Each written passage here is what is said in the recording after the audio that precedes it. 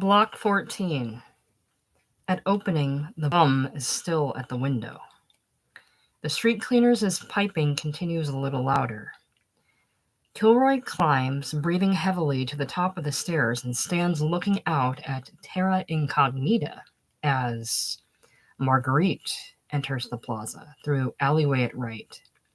She is accompanied by a silent young man who wears a domino. Marguerite. Don't come any further with me. I'll have to wake the night porter. Thank you for giving me safe conduct through the Medina. She has offered her hand. He grips it with a tightness that makes her wince. Ugh. I'm not sure which is more provocative in you, your ominous silence or your glittering smile, or... He's looking at her purse. What do you want? Oh. She starts to open the purse. He snatches it. She gasps as he suddenly strips her cloak off her. Then he snatches off her pearl necklace. With each successive desfoilement, she gasps and retreats but makes no resistance. Her eyes are closed. He continues to smile. Finally, he rips her dress and runs his hands over her body as if to see if she had any value concealed on her. What else do I have that you want? The young man contemptuously. Nothing. The young man exits through the cantina, examining his loot. The bum leans out his window, draws a deep breath, and says, Bum.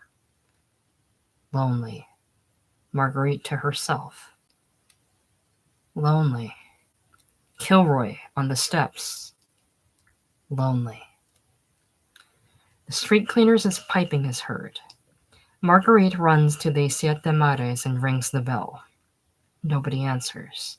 She crosses to the terrace. Kilroy, meanwhile, has descended the stairs. Marguerite. Jacques! Piping is heard. Kilroy. Lady? Marguerite. What? Kilroy. I'm safe. Marguerite. I wasn't expecting that music tonight, were you? Piping. Kilroy. It's them street cleaners. Marguerite. I know. Piping. Kilroy. You better go on in, lady. Marguerite. No. Kilroy. Go on in. Marguerite. No. I want to stay out here and I do what I want to do. Kilroy looks at her for the first time. Sit down with me, please. Kilroy.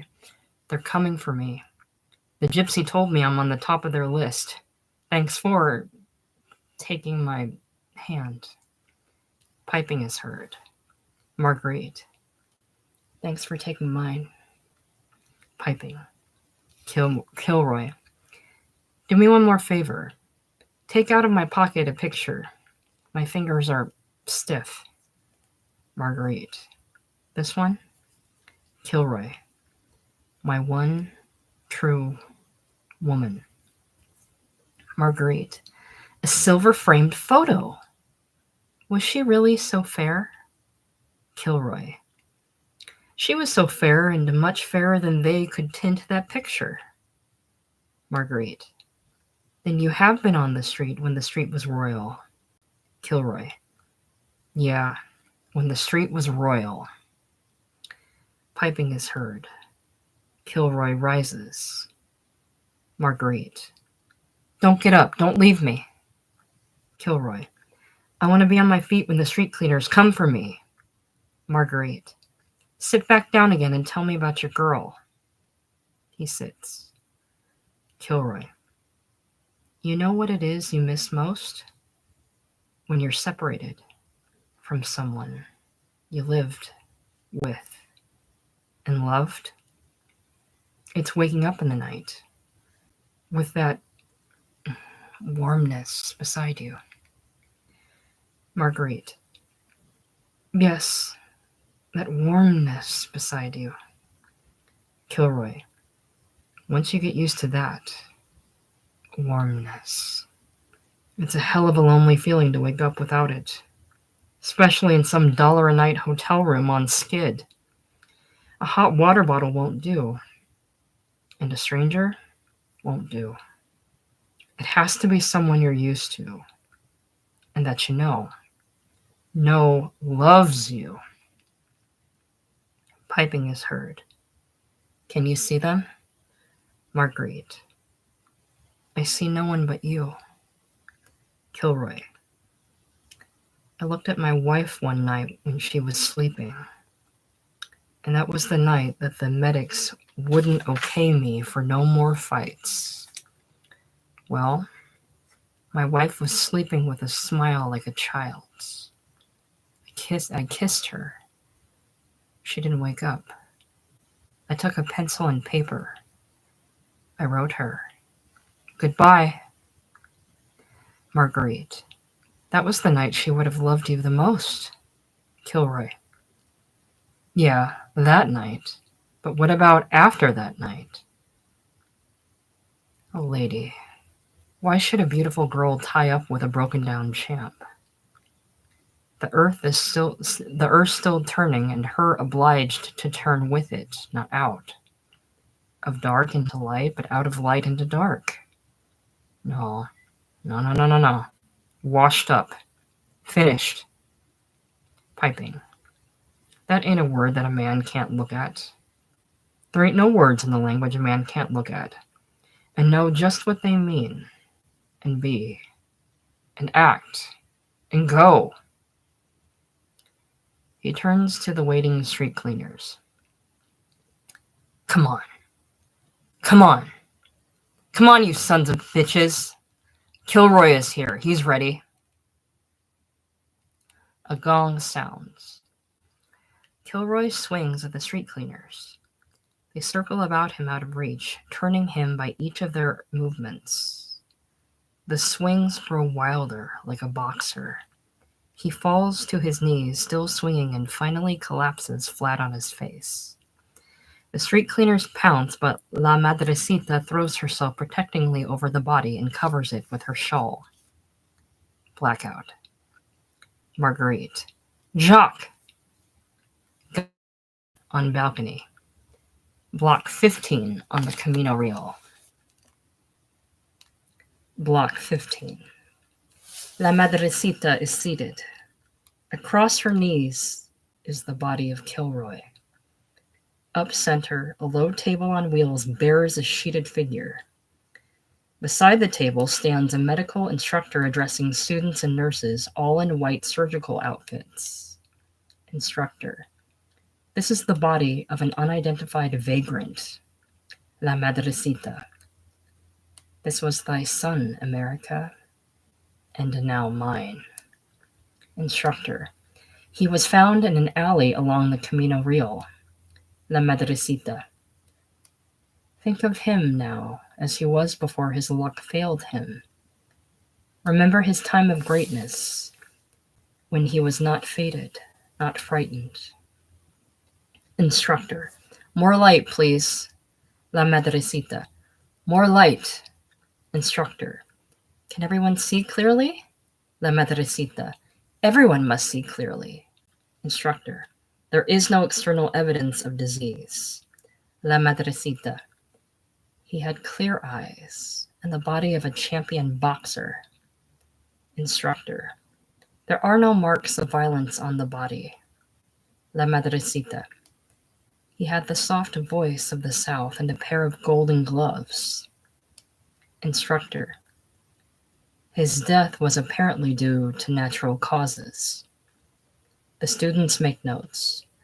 There are keening voices. La Madrecita. Yes. Blow wind where night thins. He had many admirers.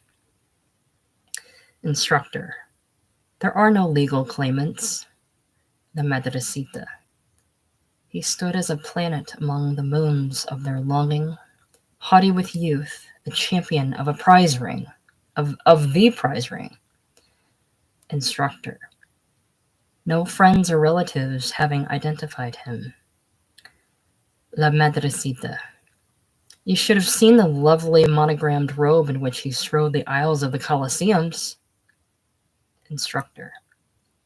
After the elapse of a certain number of days, his body becomes the property of the state, La Madrecita. Yes, blow wind where night thins, for laurel is not everlasting. Instructor. And now is transferred to our hands for the nominal sum of $5. La Madrecita. This was thy son, and now mine. Instructor. We will now proceed with the dissection. Knife, please. La Madrecita. Blow, wind. Keening is heard off stage. Yes, blow, wind, where night thins. You are his passing bell and his lamentation. More keening is heard. Keen for him, all maimed creatures, deformed and mutilated. His homeless ghost is your own. Instructor. First, we will open up the chest cavity and examine the heart for evidence of coronary occlusion. La Madrecita. His heart was pure gold and as big as the head of a baby. Instructor. We will make an incision along the vertical line. La Madrecita. Rise, ghost. Go. Go, bird. Humankind cannot bear very much reality. At the touch of her flowers, Kilroy stirs and pushes himself up slowly from her lap. On his feet again, he rubs his eyes and looks around him. Voices crying offstage. Ole! Ole! Ole! Kilroy. Hey!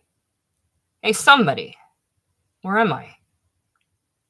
He notices the dissection room and approaches. Instructor removing a glittering sphere from a dummy corpse. Look at this heart. It's as big as the head of a baby. Kilroy. My heart! Instructor.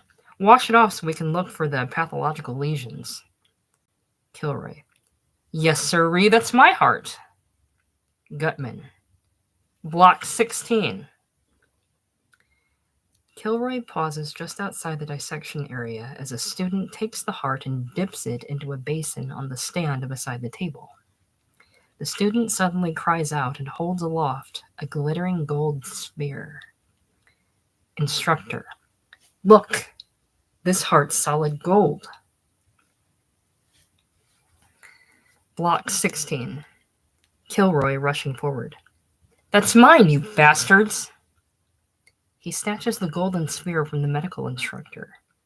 The autopsy proceeds as if nothing had happened as the spot of light on the table fades out.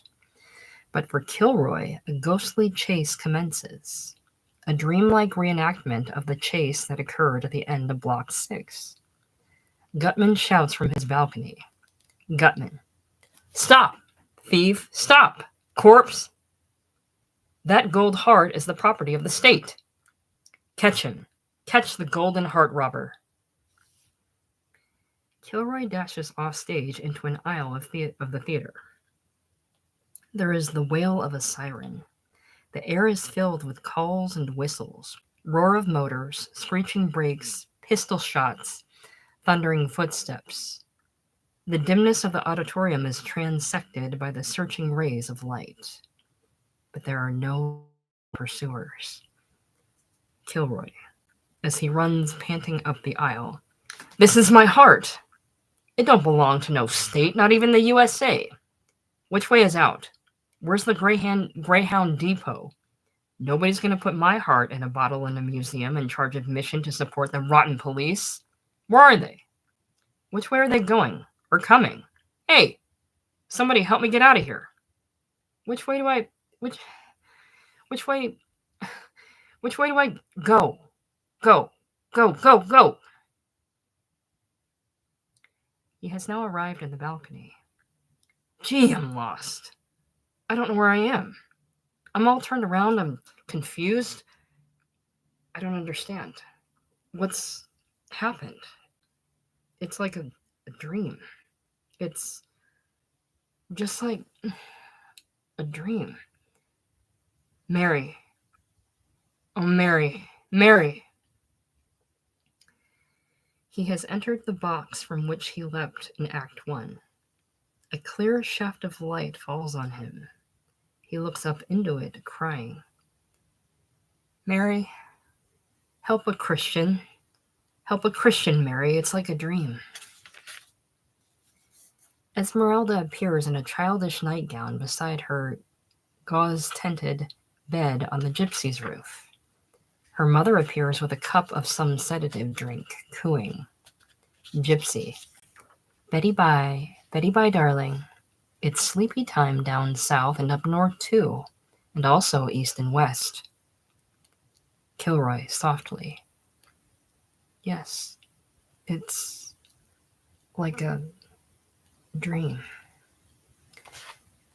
He leans panting over the ledge of the box, holding his heart like a football, watching Esmeralda. Gypsy. Drink your Ovaltine, ducks, and the Sandman will come on tiptoe with a bag full of dreams. Esmeralda. I want to dream of the chosen hero, Mummy. Gypsy. Which one? The one that's coming or the one that is gone? Esmeralda. The only one. Kilroy. He was sincere. Kilroy. That's right. I was, for a while. Gypsy. How do you know that Kilroy was sincere? Esmeralda. He said so. Kilroy. That's the truth, I was. Gypsy. When did he say that? Esmeralda. When he lifted my veil. Gypsy. Baby, they're always sincere when they lift your veil. It's one of those natural reflexes that don't mean a thing. Kilroy, aside.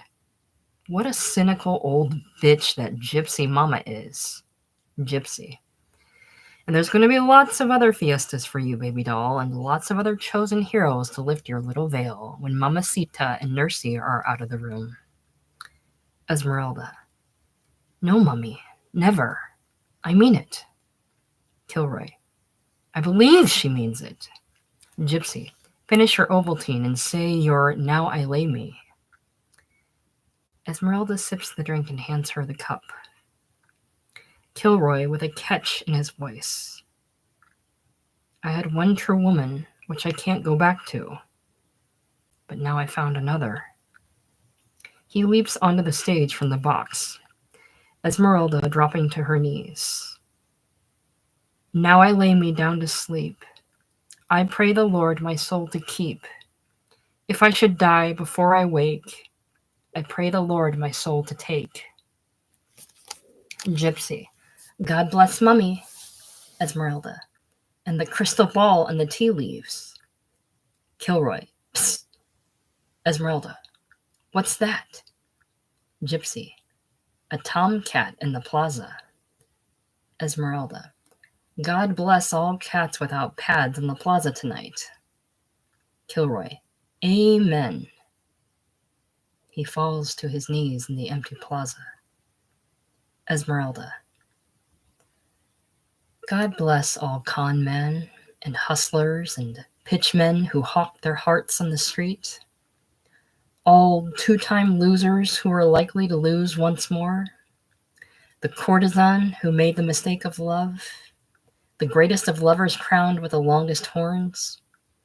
The poet who wandered far from his heart's green country and possibly will and possibly won't be able to find his way back. Look down with a smile tonight on the last cavaliers, the ones with the rusty armor and soiled white plumes. And to visit with understanding and something that's almost tender, those fading legends that come and go in this plaza like songs not clearly remembered. Oh, sometime and somewhere let there be something to mean the word honor again.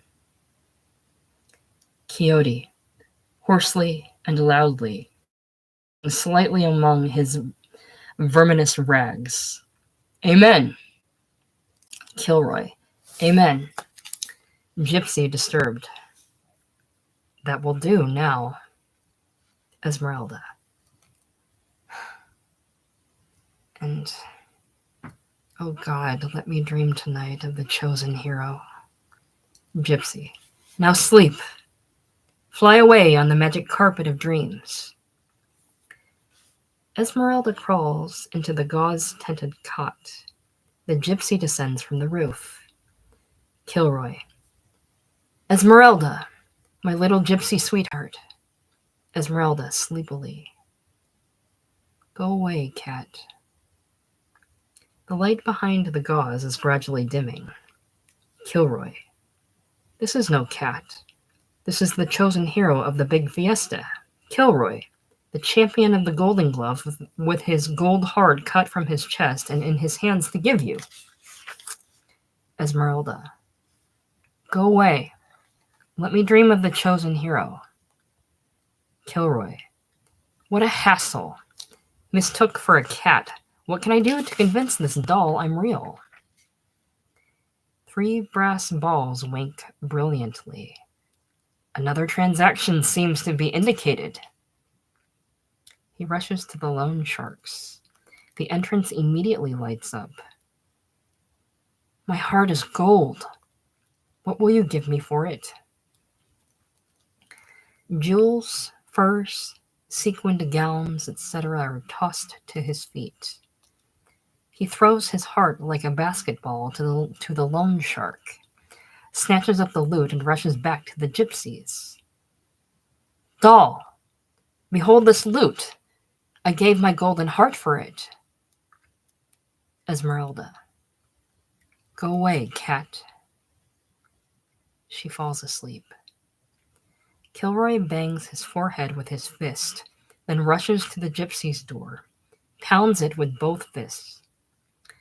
The door is thrown open and the sordid contents of a large jar are thrown at him. He falls back gasping, spluttering, retching. He retreats and finally assumes an exaggerated attitude of despair. Kilroy. Had for a button. Stewed, screwed, and tattooed on the Camino Real. Baptized, finally, with the contents of a slop jar. Did anybody say the deal was rugged? Quixote stirs against the wall of Skid Row. He hawks and spits and staggers to his feet. Gutman. Why, the old knight's awake. His dream is over. Quixote to Kilroy. Lo! Is that a fountain? Kilroy. Yeah, but Quixote, I've got a mouthful of old chicken feathers. He approaches the fountain. It begins to flow. Kilroy falls back in amazement as the old knight rinses his mouth and drinks and removes his jacket to bathe, handing the tattered garment to Kilroy. Quixote as he bathes. ¿Qué pasa, mi amigo? Kilroy. The deal is rugged. Do you know what I mean? Quixote. Who knows better than I what a rugged deal is? He produces a toothbrush and brushes his teeth. Will you take some advice? Kilroy. Brother, at this point on the Camino, I will take anything which is offered. Quixote. Don't pity yourself. He takes out a pocket mirror and grooms his beard and mustache. The wounds of the vanity, the many offenses our egos have to endure, being housed in bodies that age and hearts that grow tired, are better accepted with a tolerant smile. Like this, you see? He cracks his face in two with an enormous grin. Gutman. Follow spot on the face of the ancient knight. Quixote. Otherwise, what you become is a bag full of curdled cream. Leche mala, we call it. Attractive to nobody, least of all to yourself. He passes the comb and pocket mirror to Kilroy. Have you got any plans? Kilroy, a bit uncertainly, wistfully. Well, I was thinking of going on from here. Quixote. Good. Come with me. Kilroy, to the audience. Crazy old bastard. Then to the knight. Donde? Quixote, starting for the stairs. Quien sabe? The fountain is now flowing loudly and sweetly. The street people are moving toward it with murmurs of wonder. Marguerite comes out upon the terrace. Kilroy. Hey, there's Quixote. Shh! Listen. They pause on the Marguerite. Abdullah! Gutman has descended to the terrace. Gutman. Mademoiselle, allow me to deliver the message for you. It would be in bad form if I didn't take some final part in the pageant. He crosses the plaza to the opposite facade and shouts, Casanova! Under the window of the Ritz men only. Meanwhile, Kilroy scratches out the verb is and prints the correction was in the inscription on the ancient wall. Casanova, great lover and king of cuckolds on the Camino Real. The last of your ladies has guaranteed your tabs and is expecting you for breakfast on the terrace. Casanova looks first out of the practical window of the flophouse, then emerges from its scabrous doorway, haggard, unshaven, crumpled in dress, but bearing himself as erectly as ever. He blinks and glares fiercely into the brilliant morning light. Marguerite cannot return his look. She averts her face with a look for which anguish would not be too strong a term, but at the same time she extends a pleading hand toward him. After some hesitation, he begins to move toward her, striking the pavement in measured cadence with his cane, glancing once, as he crosses, out at the audience with a wry smile that makes admissions that would be embarrassing to a vainer man than Casanova now is. When he reaches Marguerite, she gropes for his hand, seizes it with a low cry, and presses it spasmodically to her lips, while he draws her into his arms, and looks above her sobbing, dyed golden head with the serene clouded gaze of someone mortally ill as the mercy of a narcotic laps over his pain. Quixote raises his lance in a formal gesture and cries out hoarsely, powerfully from the stairs. Quixote. The violets in the mountains have broken the rocks. Quixote goes through the arch with Kilroy. Gutman to the audience. The curtain line has been spoken. To the wings. Bring it down. He bows with a fat man's grace as the curtain falls.